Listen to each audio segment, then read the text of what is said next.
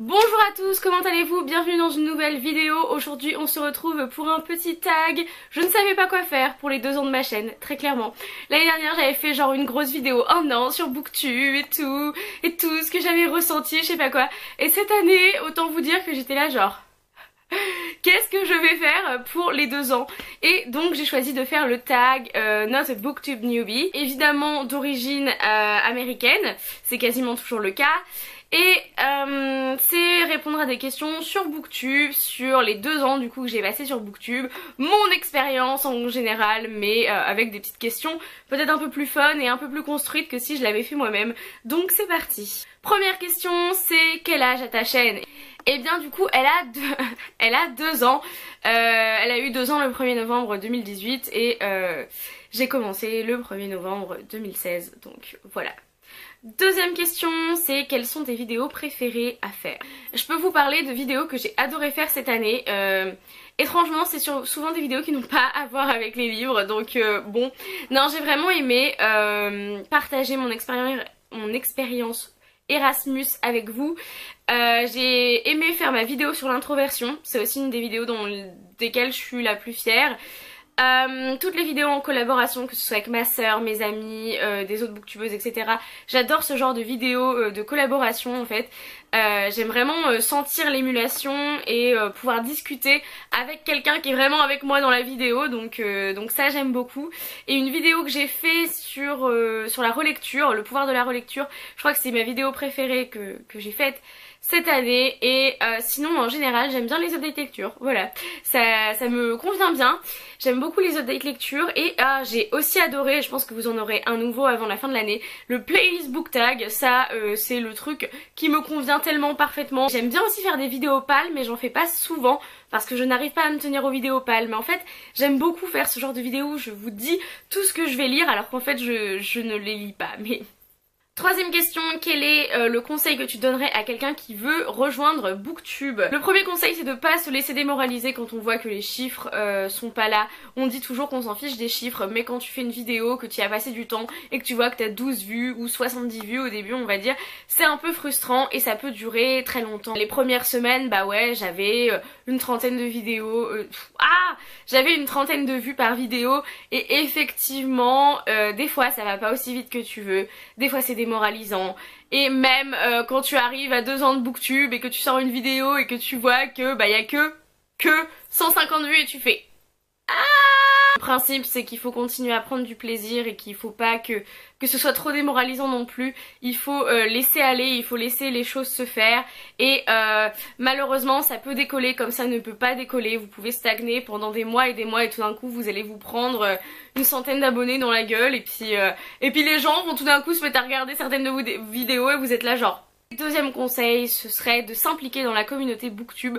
Je sais que pas forcément tout le monde le fait, pas forcément tout le monde a envie de le faire, mais de discuter avec d'autres booktubeuses, d'essayer d'échanger, de participer à des challenges, ouais, d'intégrer la communauté Booktube tout simplement. Voilà, quelqu'un te met un commentaire, tu vois que la personne a une chaîne, bah tu vas aller voir sa chaîne.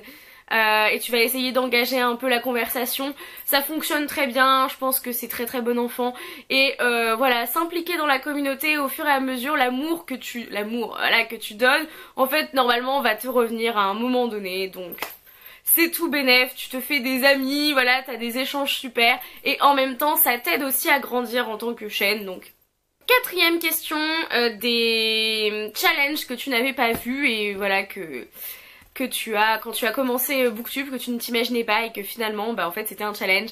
C'est la pression que je me mets des fois pour lire ou pour me sortir une vidéo. Typiquement cette année mon challenge Goodreads je l'ai vu trop grand, c'est à dire l'année dernière j'ai lu 120 livres alors que j'avais mis mon challenge à 100.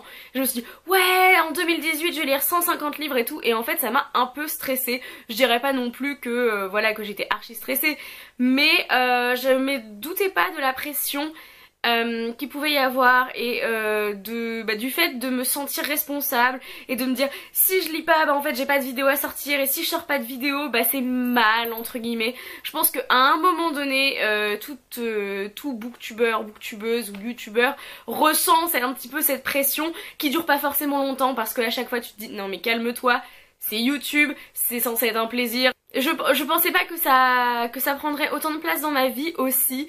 C'est vrai que de base c'est un hobby et ça reste un hobby, c'est toujours un plaisir, mais c'est vrai que ça prend pas mal de temps et je me doutais pas que ça prendrait autant de temps. Au début ça prenait moins de temps parce que voilà, je tournais la vidéo, limite je faisais quasiment pas de montage, je l'uploadais, et on va dire que plus t'as des commentaires et plus tu t'impliques dans la communauté, plus aussi t'as des interactions à gérer. Et c'est vrai que des fois, et encore je suis pas à un niveau de fou, on est d'accord, mais des fois j'ai des commentaires et je me dis mince, ça fait une semaine que j'ai pas répondu aux commentaires, donc peut-être qu'il va falloir que j'y réponde. Et du coup c'est quand même vachement chronophage, même si c'est un hobby, et du coup c'est quelque chose que j'adore, mais je me doutais pas non plus du temps que ça prendrait et de la place aussi que ça prendrait dans ma vie. Voilà, c'est une chose positive mais ça peut être aussi une chose négative, donc je préfère le préciser. Cinquième question, quel est le livre ou la saga que Booktube t'a fait lire, en gros? Alors, mais quasiment toute ma bibliothèque. J'ai notamment donné une chance aux Chroniques Lunaires, à Cinder parce que je l'avais vu partout sur Booktube. J'ai lu Six of Crows et Crooked Kingdom parce que je l'ai vu sur la chaîne d'Anna et que je l'ai vu partout sur les chaînes Booktube. Et en français, on va dire que Les Sœurs Carmine est tellement passé partout de Ariel Holtz que je me suis dit ah, il va peut-être falloir que je le lise. Pareil, une grosse émulation autour de certains livres et du coup ça m'a un peu intriguée et je suis allée voir. Donc voilà, quand même pas mal de livres que j'ai lus grâce à Booktube. Récemment, le truc qui m'a le plus tenté c'était The Raven Boys, et donc je suis en train de lire les 4 parce que sur les chaînes anglophones il est très aimé, enfin c'est une saga très aimée. Donc voilà, mais j'ai fait une vidéo en début d'année sur les livres que j'avais lus grâce à Booktube, donc je vous laisserai ça dans la barre d'infos. Quel est ton aspect favori de Booktube? Moi j'en ai deux, voilà, deux pour le prix d'un comme d'habitude. J'ai l'aspect technique, mon aspect préféré de Booktube quand voilà, tout ce qui est technique c'est le montage, j'adore le montage, je sais qu'il y a des gens, ça les fait chier en fait, ils aiment pas du tout monter. Moi c'est quelque chose que j'aime beaucoup, j'aime bien avoir déjà tout fait, avoir lu le bouquin, avoir parlé devant la caméra, m'être préparée, avoir tout installé, et en fait c'est la dernière étape, c'est la fin. Je veux dire quand tu t'exposes sur internet t'as une image, et c'est une manière de contrôler son image aussi, il faut se le dire. Et du coup c'est intéressant le montage parce que tu peux couper des moments où t'es pas glamour, ou alors tu peux les laisser en espèce d'autodérision, et ça te donne une puissance, enfin un pouvoir sur ton image en fait qui est vraiment intéressant. Et c'est quelque chose aussi de super positif que je trouve par rapport à Booktube du coup. Et par rapport à s'exposer sur YouTube en général, faire des vidéos, ce que ça m'a apporté c'est aussi un peu plus de confiance en moi et une facilité à parler. Vous regarderiez mes vidéos, mes premières vidéos, vous verriez que je ne suis pas du tout à l'aise face à une caméra, et là je suis beaucoup plus à l'aise, et entre guillemets ça m'aide aussi dans ma vie de tous les jours, c'est-à-dire ça m'aide à me vendre, puisque avant, je ne sais pas, par exemple j'avais archi du mal à faire des lettres de motivation, à dire pourquoi j'étais la meilleure, etc. Et maintenant je suis plus dans cette technique de il faut proposer quelque chose aux gens, il faut proposer enfin une personnalité. Voilà, vous savez que je suis honnête, je suis transparente, tout ce que vous voulez, mais il y a des moments pas glamour où je me coupe, des moments où je dis une connerie et du coup je me coupe aussi. Et en fait c'est vraiment travailler aussi sur soi et sur l'image que tu renvoies, donc ça peut être super positif quand t'as des complexes et quand juste pour s'apprivoiser en fait. Cette vidéo devait être super courte et elle devient archi longue. Troisième aspect évidemment qui est super positif de Booktube, c'est les liens que tu crées, c'est la réponse que tout le monde va avoir donnée, donc c'est pour ça que je le mentionne très vite, mais évidemment c'est la communauté, c'est le fait d'échanger. Je pense que de base c'est ça vraiment qui te pousse vers Booktube, tu fais pas Booktube pour devenir Enjoy Phoenix, très clairement ça n'arrivera jamais, mais c'est vraiment pour échanger avec les gens, autant avec les abonnés, même si je considère plus ça comme une communauté de lecteurs, que avec les autres booktubeurs, les autres bookstagrammeurs. Ça c'est aussi quelque chose de super positif, c'est tous les amis que tu peux te faire, les connaissances, etc. et qui se transforment en véritable amitié.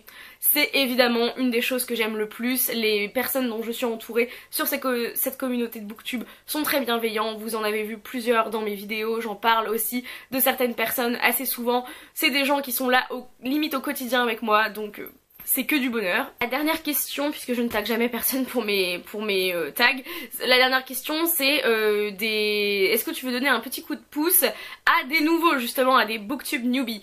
Et alors je n'en connais pas beaucoup, c'est-à-dire que j'ai du mal à trouver de moi-même des chaînes, de nouvelles chaînes que je regarde.